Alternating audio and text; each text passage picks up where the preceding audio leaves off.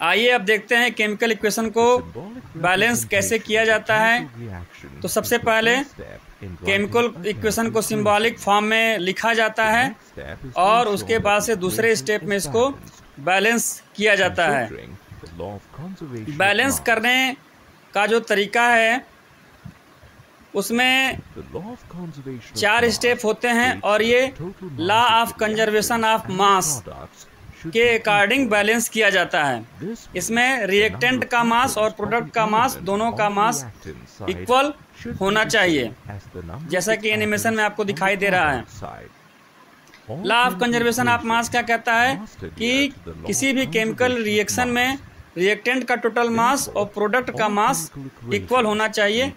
यहाँ पे आपको ये प्रदर्शित हो रहा है। अब आइए हम देखते हैं कि केमिकल इक्वेशन को बैलेंस कैसे किया जाता है। तो फर्स्ट में सबसे पहले हम रिएक्टेंट और प्रोडक्ट को लिख लेते हैं और उसके बाद से रिएक्टेंट के एटम और प्रोडक्ट के कितने एटम पार्टिसिपेट कर रहे हैं रिएक्शन में, इक्वेशन में, इसको हम डिनोट कर लेते हैं दिखाए गए चित्र के अनुसार।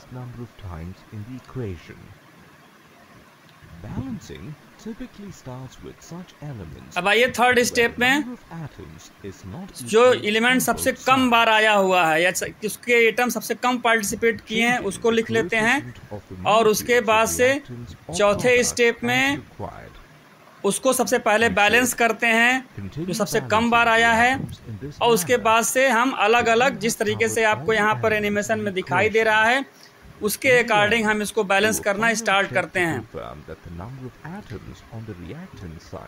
तो यहाँ पे आप देख सकते हैं कि कैसे सबसे कम बार एलिमेंट ए के एटम हैं तो सबसे पहले उनको बैलेंस किया गया है।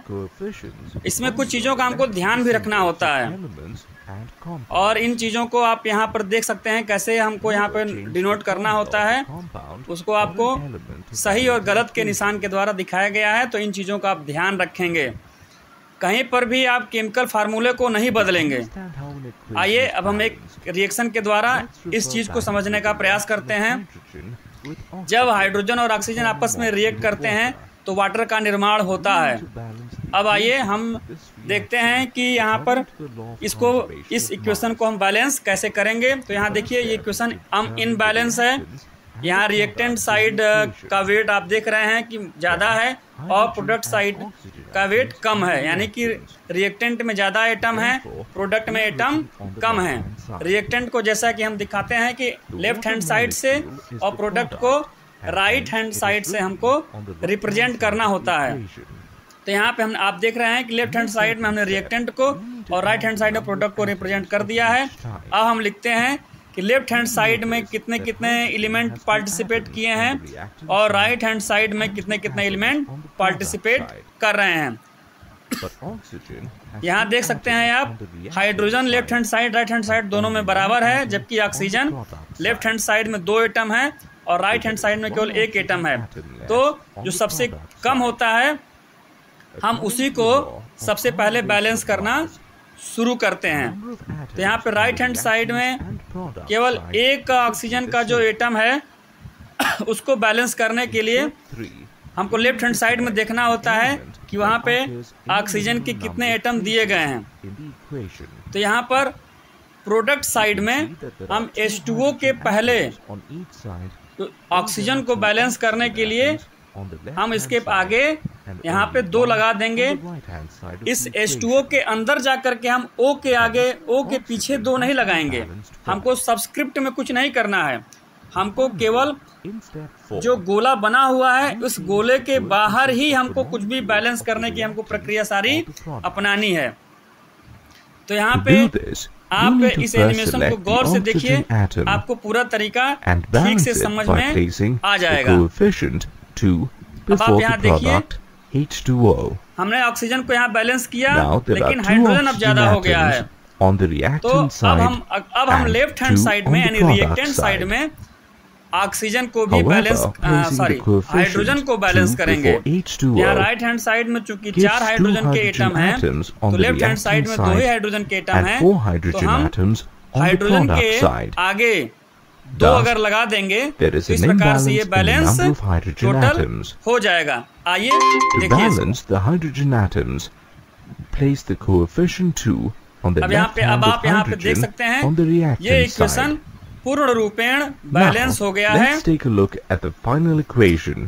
यानी कि वाटर के निर्माण में दो हाइड्रोजन के मॉलिक्यूल एक ऑक्सीजन का मॉलिक्यूल जब आपस में रिएक्ट करते हैं तो दो वाटर के मॉलिक्यूल बनते हैं। तो इस तरीके से केमिकल इक्वेशन के बैलेंस होने से हमको बहुत सारे इंफॉर्मेशन का पता चल जाता है।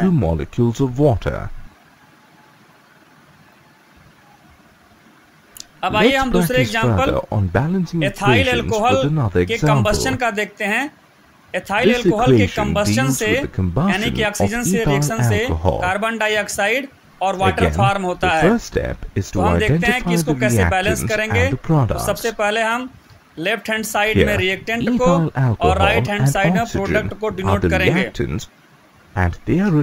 यहाँ पे लेफ्ट हैंड साइड में एथाइल अल्कोहल और ऑक्सीजन को दिखाया गया है। अब आप ये देखिए राइट हैंड साइड में कार्बन डाइऑक्साइड और वाटर को दिखाया जा रहा है।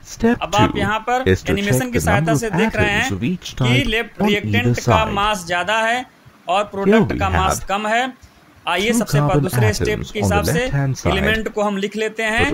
लेफ्ट हैंड साइड में कार्बन के कितने एलिमेंट हैं, हाइड्रोजन के कितने एलिमेंट हैं और ऑक्सीजन के कितने एलिमेंट हैं।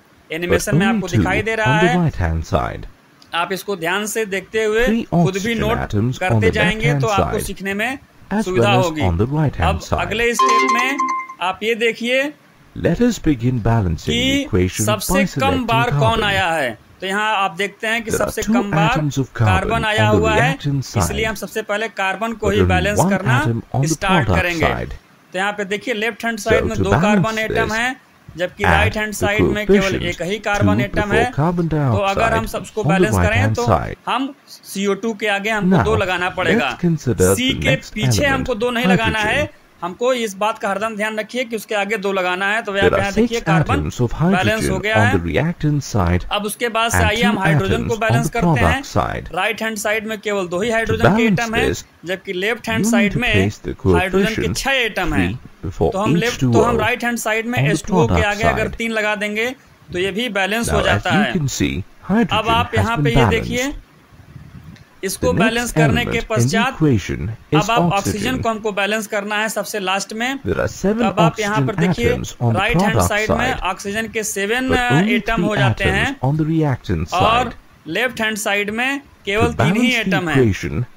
तो इसको बैलेंस करने के लिए हमको लेफ्ट हैंड साइड में 3 ऑक्सीजन के आगे जोड़ना पड़ेगा। तो हम यहाँ इस तरीके से देखते हैं कि ये दोनों भी बैलेंस हो जा रहे हैं। तो इस तरीके से देखिए ये बैलेंस हो गया है।